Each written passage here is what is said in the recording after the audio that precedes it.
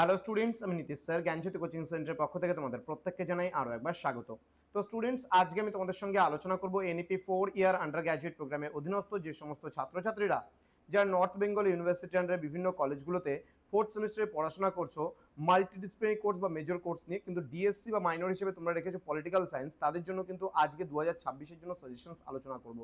তোমাদের এই সেমিস্টারে রয়েছে ইন্ডিয়ান পলিটিক্যাল থিঙ্কার্স।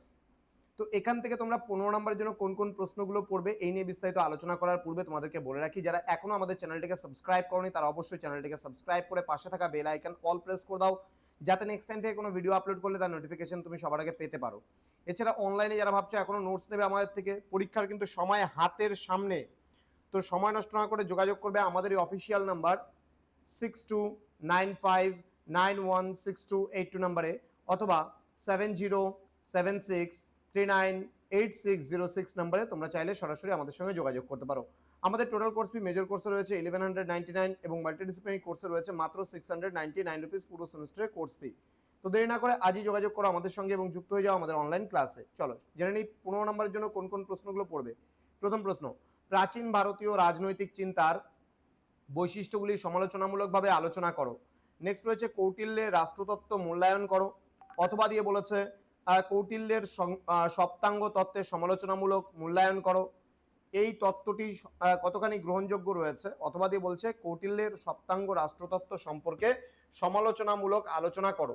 ওকে, নেক্সট রয়েছে 3 নম্বর প্রশ্ন, প্রাচীন ভারতীয় রাজনৈতিক চিন্তার প্রকৃতি আলোচনা করো, এটি কখন এবং কিভাবে উদ্ভূত হয়েছিল। নেক্সট, মনুস্মৃতিতে বর্ণিত আইনি নীতিগুলি সম্পর্কে সমালোচনামূলক আলোচনা করো। নেক্সট, মধ্যযুগীয় রাজনৈতিক চিন্তাধারায় আবুল ফজলের অবদান আলোচনা করো। নেক্সট রয়েছে রাজা রামমোহন রায়ের সমাজ ধর্মীয় ও রাজনৈতিক সংস্কারগুলি আলোচনা করো। নেক্সট, তুমি কি মনে করো যে রাজা রামমোহন রায় ভারতীয় নবজাগরণের প্রথম আধুনিকতাবাদী ছিলেন, আলোচনা করো। নেক্সট, রবীন্দ্রনাথের জাতীয়তাবাদ ভাবনার বৈশিষ্ট্যগুলি আলোচনা করো, তিনি কেন যুক্তি দিয়েছিলেন যে জাতীয়তাবাদ সভ্যতার জন্য একটি অভিশাপ বা হুমকি। নেক্সট, বি আর আম্বেদকরের সামাজিক ন্যায় বিচার সংক্রান্ত ধারণার ওপর একটি টিকা লেখো।